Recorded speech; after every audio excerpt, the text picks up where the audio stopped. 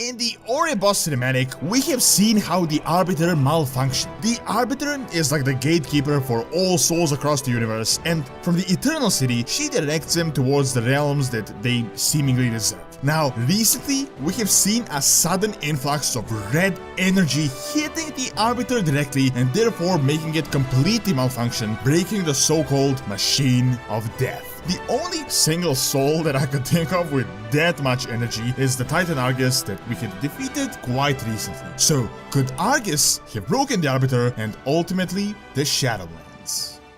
I'd like to thank CringeVault for sponsoring this video. They've sent it to me about a month ago. I've used it. It is great. You can fit 12 cards on the side. You can fit cash here as well. And it is so much better in terms of space when compared to this old wallet that I've had. There are over 30 colors and styles including carbon fiber and burnt titanium. There is a lifetime warranty and a test drive for 45 days, meaning if you don't love it, you can send it back. If you go to ridge.com/Doron, you can get 10% off as well as free worldwide shipping. Check out the link in the description below.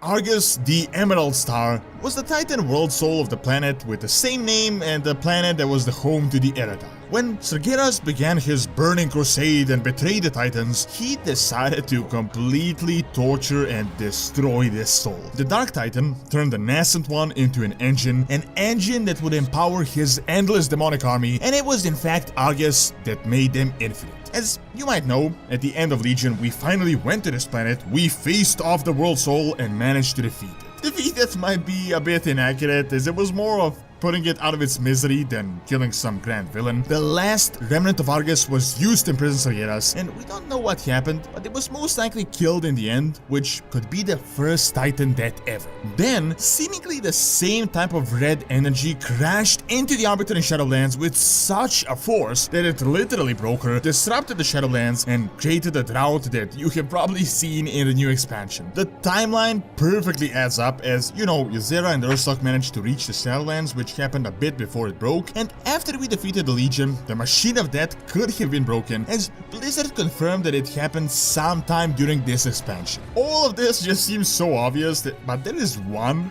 huge counter-argument that makes this entire thing not so clear, and that is that the Shadowlands is, as we know it, the afterlife only for mortals. This realm of death isn't for every single being in the universe, and apparently demons have their own afterlife, and so the Titans, although the Titan afterlife isn't really confirmed, or at least we don't know anything about it right now. This in itself could completely kill the city, but I have an idea on how it could actually make sense. Titans are not mortals, but were they ever actually defeated in the past? We know that the entire pantheon was brought down by Sargeras, but their souls remained at their essence, which was quite obvious, as ultimately they managed to kinda return and to defeat their traitor's brother. Sure, their bodies didn't exist, you could say they died, but their essence lingered on, and therefore they didn't reach an afterlife. We only know of a soul occasion when Sargeras, before he became a leader of the Burning Legion while he was still a Titan, he split a planet in half that contained a nascent world soul. This might be the first Titan death ever, but this was a nascent one and not one that had woken up, so that could have played a role. This soul might have reached their own afterlife, or might in fact, as some speculate, actually be the jailer, or maybe even messed up the Shadowlands originally and created the current state of things, as it seems quite obvious that the Shadowlands order many millennia ago was quite different when compared to what it is today. Now, Argus could be the second catastrophe, the second big milestone. It would be sort of like we had the Sundering and the Cataclysm 10,000 years apart to Azeroth. These two world souls hitting the Shadowlands are like the two catastrophes. Obviously, Titans are not mortal, but maybe they are considered mortal as they're nascent, they're vulnerable, and therefore open to corruption and, as we have seen, destruction. Additionally, Argus was a very specific planet. The slumbering Titan had been so tortured, twisted, and abused that it is hard to even know what it was at this point, as this planet had been reviving demons for many thousands of years, as they pretty much conquered most of the universe. These alterations and manipulations of the world soul by Sargeras could have affected its mortality and which afterlife it is supposed to go to. A good example of this is Sylvanas, albeit on a much lesser scale. As Sylvanas was touched by death, her afterlife changed forever, and she seemed to have been most likely bound by the Maw. Argus had also dabbled in death, as it was literally a planet of constant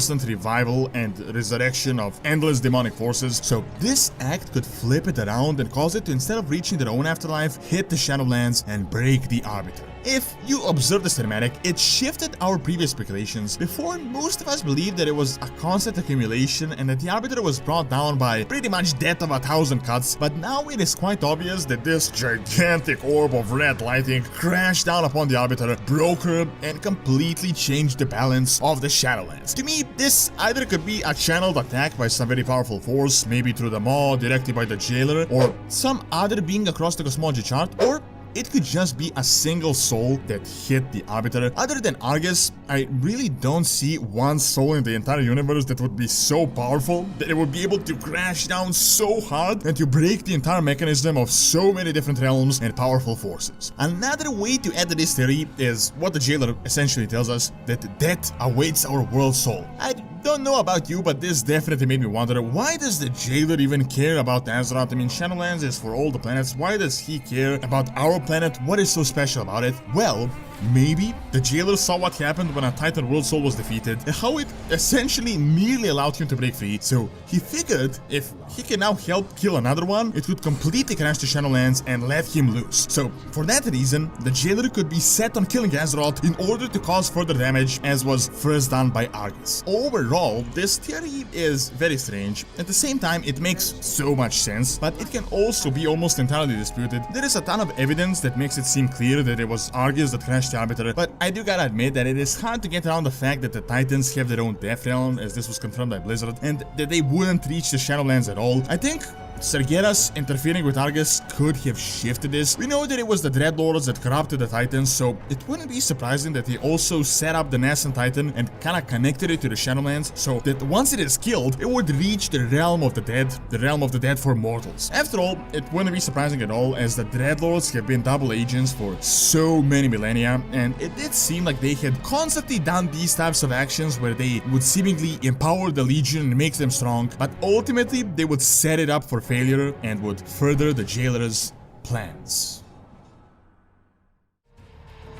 Thank you for watching. Check out if the Arbiter is the jailer by clicking on the screen, and also check out Doronsmovies Academy for videos on real world history and science. See you next time.